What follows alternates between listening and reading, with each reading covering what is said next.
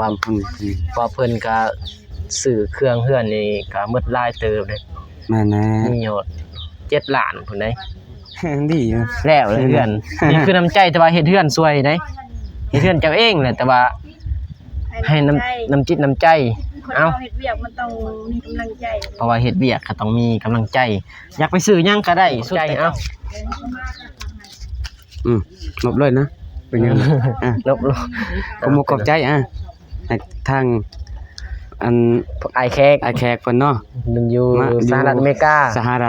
กาฮะขอให้เพิ่นแน่อยู่ดีมีแห้งความเจ็บจะได้ความไข้อย่ามีให้ร่ำให้รวยเด้ออ้ายเด้อสาธุแล้วก็ไอ้บ่าวอยู่ต่างแดนเฮาที่เพิ่นช่วยเหลืองบสังกะสี12แผ่นขอให้เพิ่นอยู่ดีมีแห้งความเจ็บอย่าได้ความไข้อย่ามีให้ร่ำให้รวยเด้ออ้ายเด้อสาธุ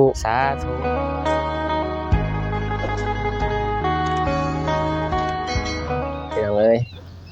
ตัดภาพมาหรือว่าเปิดภาพมาอีกทีพี่น้องเอ้ยนี่เป็นรูปร่างที่ว่าเพื่อนทรงโมเดิร์นเสร็จสมบูรณ์มื้อนี้เป็นมื้อที่ว่าสำเร็จเลยพี่น้องเอ้ยเมื่อวานนี้บ่ได้ถ่ายบ่าวสายกุ้มเฮ็ดให้มันสำเร็จเลยพี่น้องเอ้ยบ่ฮู้ว่าสิถูกใจตากับยายหรือบ่พี่น้องเอ้ยเฮ็ดทรงหมดนี่พี่น้องเอ้ยเรือนครัวอยู่ว่าหั่นว่าสิเรือนครัวเบิ่งนี่ก็มันยากเนาะเพราะว่าเส้นทางเป็นเส้นทางดินเขาน้องๆเนาะมันเป็นเส้นทางดินเขาพี่น้องเอ้ยนี่ก็เป็นมือที่ว่าสำเร็จเลยพี่น้องเอ้ยว่าสิต่อเติมนิดนึงมื้อนี้บ่หลายดอกพี่น้องต่อเติมที่ว่าแอมนอกเปิ้งข้างหน้านี่ว่าสิเฮ็ดมื้อนี้แต่ว่าประตูเพิ่นว่ารอเบิ่งพี่น้องเอ้ยรอเบิ่งประตูเพราะว่าบางทียายเพิ่นว่าอยากบ่ใส่ก็มีพี่น้องเอ้ยบางทีเพิ่นก็สิใส่ก็ยังบ่ทันฮู้พี่น้องเอ้ยพี่น้องหันน้ำตาตรงนี้เด้อพี่น้องเด้อนี่มากับน้องบุษบาคือเก่าพี่น้องเอ้ยเส้นเก่าเส้นเคยพี่น้องมื้อนี้อาจสิบ่หนักปานใดเพราะมื้อนี้มันก็เป็นมื้อที่ว่าสำเร็จนะพี่น้องเอ้ยยังแต่ต่อเติมนิดเดียวแล้วก็แล้วมื้อนี้เป็นมื้อสุดท้ายเลยเอ้าก่อนอื่นก็กราบทักทายสบายดีเด้อพ่อแม่พี่น้องหมดสุขทุกคนนะครับผู้ใหญ่ใจบุญทุกท่านเพราะว่าจะอยู่ภายในหรือว่าต่างประเทศก็กราบทักทายสบายดีพี่น้องเด้อพี่น้องจังได๋มื้อนี้รู้สึกจังได๋ส่งนี่โอเคอยู่บ่โอเคเพราะว่าเฮ็ดก็พอดีค่ำมืดแล้วพี่น้องเพราะมันกลางคืนนะมีให้น้องเพิ่นจับกล้องพี่น้องบ่สายสิตอกนี่นอกเปิงนิดเดียวเนี่ยพี่น้องไปพี่น้องสบายดีเด้อตาเพิ่นอาจสิบ่ได้ยินพี่น้องเอ้ยนี่ส่งคันใดขึ้นว่าเฮ็ดไปทางพุ่นแต่ว่ามันไม่เอียงค่ะว่าเป็นคันใดพี่บ่คันใดทางพี่เบิ่งนะคันใดทางพี่ก็เลยเฮ็ดส่งมาแนวนี้พี่ยายสบายดีเด้อยายสบายดีกินข้าวกินน้ำแล้วบ่ยังโอ้เฮ็ดยังกินมื้อนี้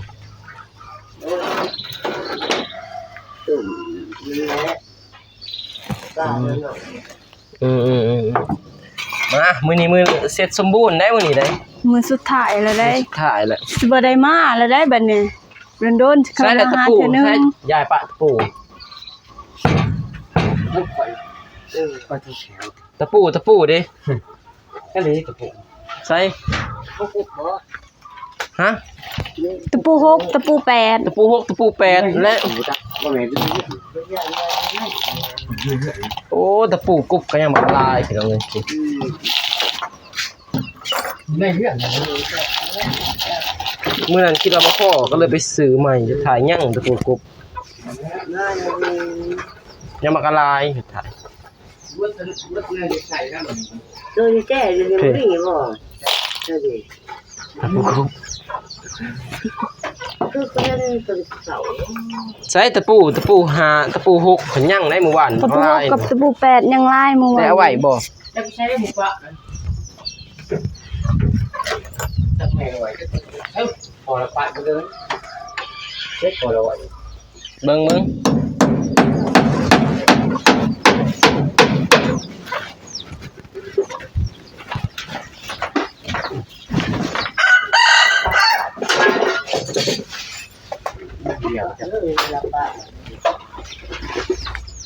ได้แล้วติ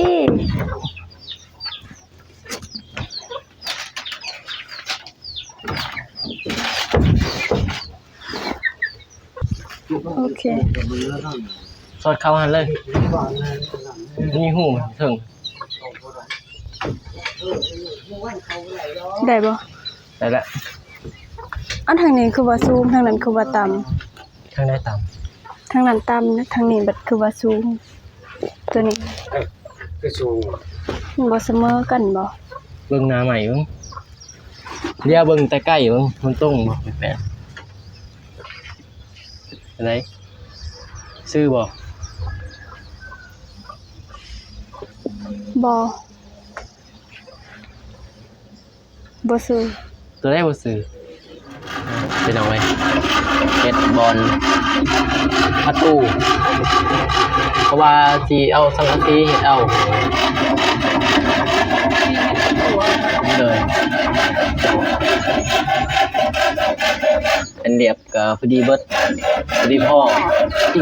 บ่ได้ใส่ประตูครับ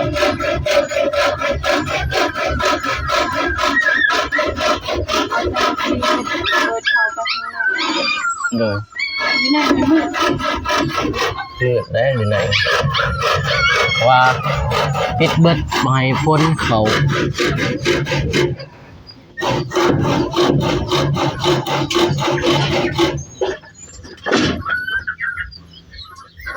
เลยเครื่องเพิ่นบ่มีบ่อนไหวไก่น้อยบ่ใส่ตะนางหั่นน่ะ พัฒนาไปไกลขึ้น ออกเบิด ออกมาใส่บัดนี้ออกนี่ก็ออกมาแล้วขึ้นก็เปิดขึ้นหันใจเปิดเอ้า ใส่ตะนางพี่น้องเอ้ย เจ้าวันเป็นวันเจ้ามีปัญหาจังก็มี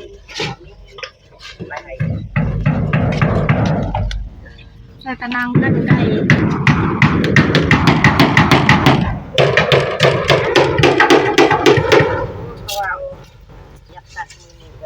ตัวนี้ประตูนี่สิ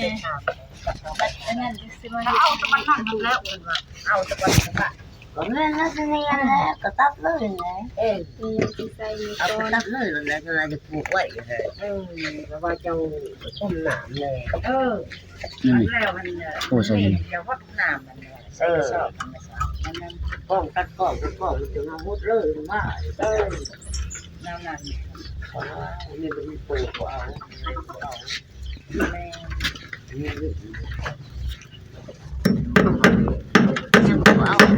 มันต้องใส่ใช่ป่ะมันชุ่มตีมันใช่ป่ะชุ่มเลยป่ะ ดอกร้อน ใส่ใส่บางผ้าบอนเป็นไก่ไก่มัน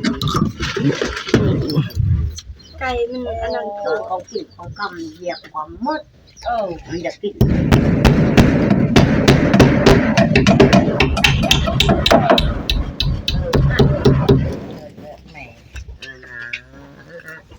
ไก่ปล่อยมืดเลยไก่งูแบบไก่งูที่นั่นเขาอยู่คุณลูกมีโตไปพอยมันออกเลยมีแต่ว่าอันนั้นมันเอาลง จุ่มเข้าไป เปิด ทั้งถึงเอา เปิดทั้งถึงเอา โอ้ตับ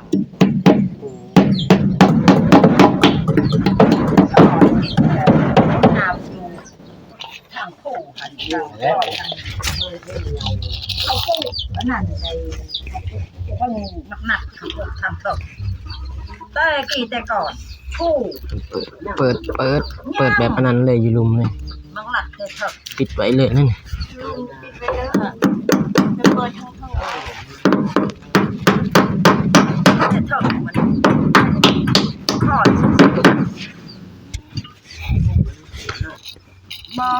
ปิดเลยปิดเลยพี่น้อยเพื่อไก่ปล่อยไก่มันขึ้น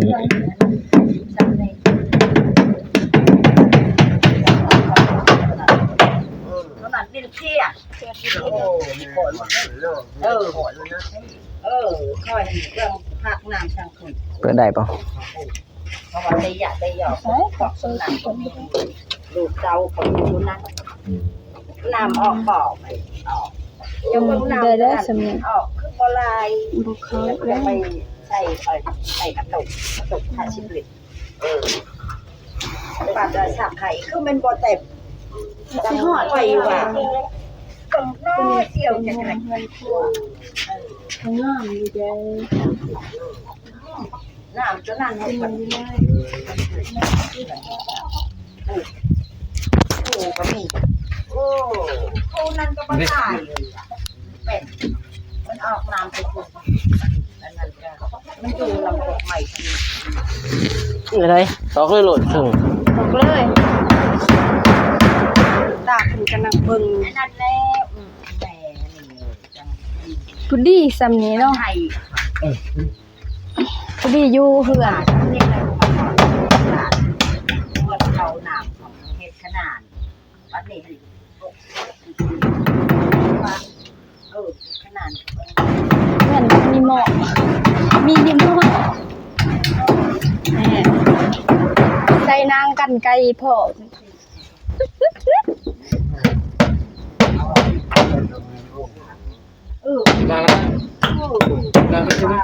ครอบครัวเขาฉันปะโอ้ก็ว่าเท่าอันนี้จังให้แล้วมันบ่ไปจมในใจ บ่ให้มันออกพี่น้อย อยากน้ำว่าแล้วลง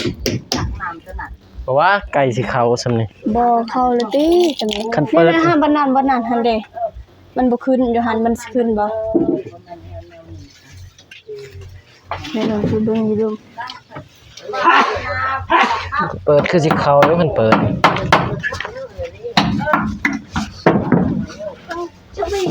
แม่ คันบ่เปิดนี่บ่เข้า เขา เปิดแล้ว ถ้าบ่เปิดมันก็บ่เข้าถ้าเปิดมันก็เข้าแหล้ว เฮ็ดซำนี้ยังเปิดให้ไก่เข้าก็ถือว่าจบแล้ว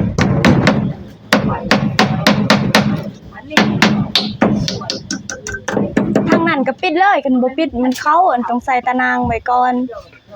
เอาผ้ามาตัด ตัดใส่อยู่บนหัน ใช้ อีก ผ้า ใส่บนนี้ นี่มี บนสิเฮ็ด ผ้าอีก บนว่ายน้ำ เอาผ้าบ่ นอกเปิ่งบนนี้สิว่ายน้ำ ผ้าบ่ บ้านนั้นก็สิมาเฮ็ดบนว่ายน้ำแล้วค่ะประตูพร้อมเดียวกันเลย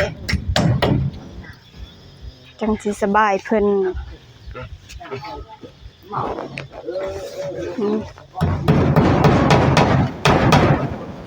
ลูกมาส่ง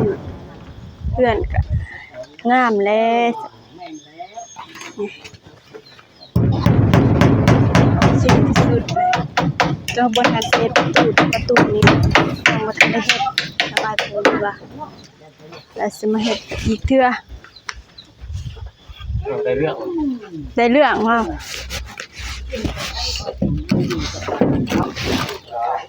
ตัดเนาะ นี่เรือ โอ้ยอยู่นี่ติเนี่ยรูปมันเข้าแล้วละไก่นี่ อ๋อกระตอกแล้ว ตักใส่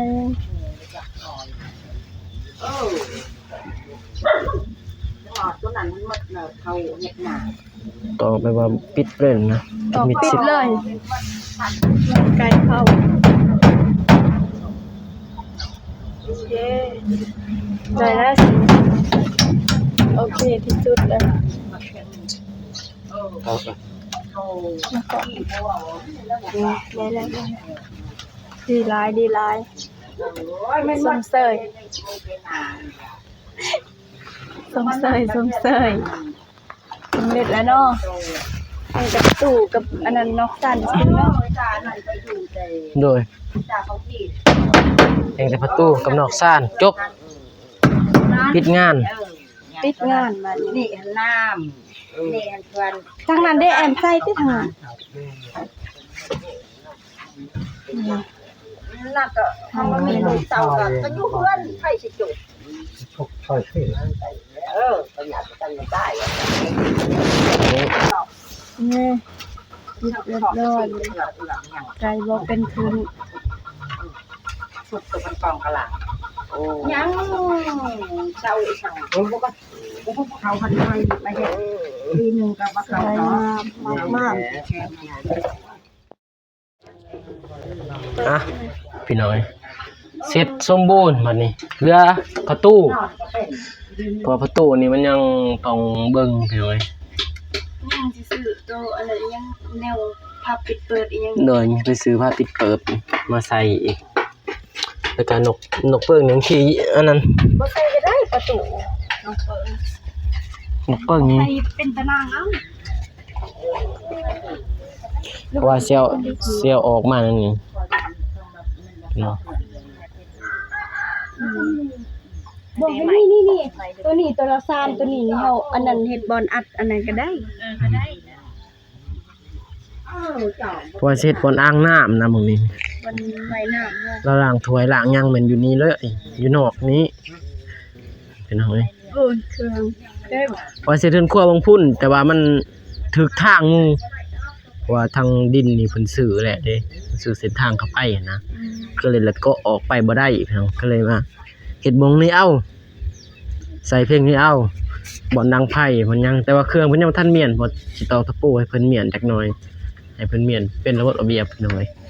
เมียนไว้ดีๆนั่นแหละตัวนี้ก็บัดแล้วพุ่นแหละสิเกาะออกมานิดเดียว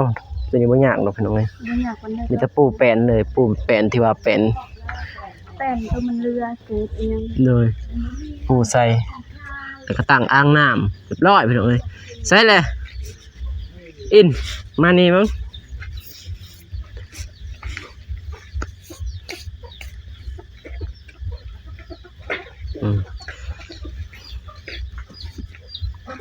จังได๋รู้สึกจังได๋บัดนี้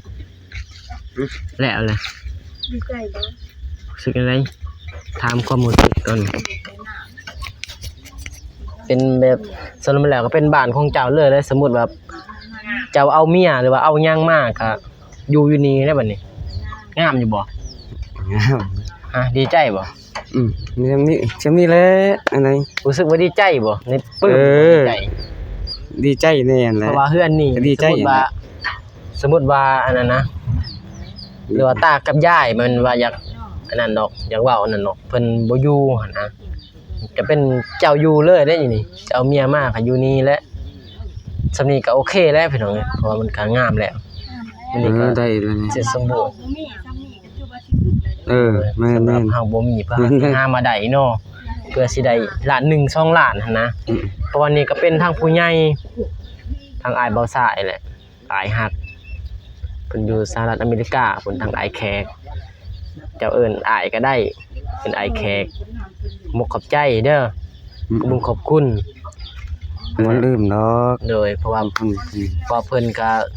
ซื้อเครื่องเฮือนนี่ก็หมดหลายเติบเด้ มานะ มียอด7ล้านพุ่นเด้ รวมหมด รวมทั้งหมด ปีถึง 7ล้าน ไม่ น้อยหรือหลาย7ล้านนี่ คล้ายเติบ ถ้าสมมุติว่าอ้ายอินห้านี่จักเดือนสิได้บ่กล้าว่าซำนี้นี่ได้บ่ถ้าสมมุติว่าหานี่ สมมุติชื่อวะ โดย บ่สมบ่ตามมัน บ่ได้เนาะโอ้เพราะว่านี่เพิ่นก็ไอ้ต้นสงสารนั่นแหละต้นสงสารทางตากับยายแล้วก็ต่อไปก็เจ้าแหละสิได้ดูแลเฮือนนี่ระบบระเบียบแล้วว่ารักษาเด้อปัดกวาดหยัง เหียนให้มันสะอาดสะอ้างใน เด้อ ตา มันสะอาดในตานั่นแหละเอ้าแล้วก็สิให้น้ำคิดน้ำใจ เพราะว่าทั้งอ้ายเพิ่นให้อันเพิ่นบอกให้อัน500,000แต่ว่าได้จกออกไปซื้อตะปอกตะปูน่ะซื้ออันเพราะว่ามันบ่ครบหั่นน่ะก็เลยสิให้เจ้า300,000เด้อ 300,000ก็สิเป็นหยัง ดีอยู่ แล้วเลยเฮือน นี่คือน้ำใจแต่ว่าเฮ็ดเฮือนซวยเด้เฮ็ดเฮือนเจ้าเองแหละแต่ว่าให้น้ำจิตน้ำใจ คน เอ้า เราเฮ็ดเวียกมันต้องมีกำลังใจ เพราะว่าเฮ็ดเวียกก็ต้องมีกำลังใจ อยากไปซื้อหยังก็ได้สุดแต่เจ้าเท่าใดนับมึง 400,000ติ 400,000 อ้าว400,000พี่น้อง บ่แม่นแล้วไว้สิมันได้300,000 300,000 หาอ่ะอันนั้น ถือว่าเสร็จสมบูรณ์มีแต่นี้เด้อทางน้องสิบอก ให้เจ้าเก็บเมียนนี่แหละเก็บเมียนเครื่องคองนี่เด้อ อันนั้น ทางลุมทางยังเก็บเบิดกระโปะกระปองอีสัง ไม่อันนี้ก็ ไม่ก็เรียนดีๆเด้อไม่เอามีแต่ว่าขอบขอบใจพร้อมกันเลยเด้อเว้านำคือว่าใหญ่เพิ่นก็ทางลูกยังท่านเว้าใหญ่ก็เพิ่นยังคาเวียกกันเลยมีแต่ว่าขอบขอบใจเอ้า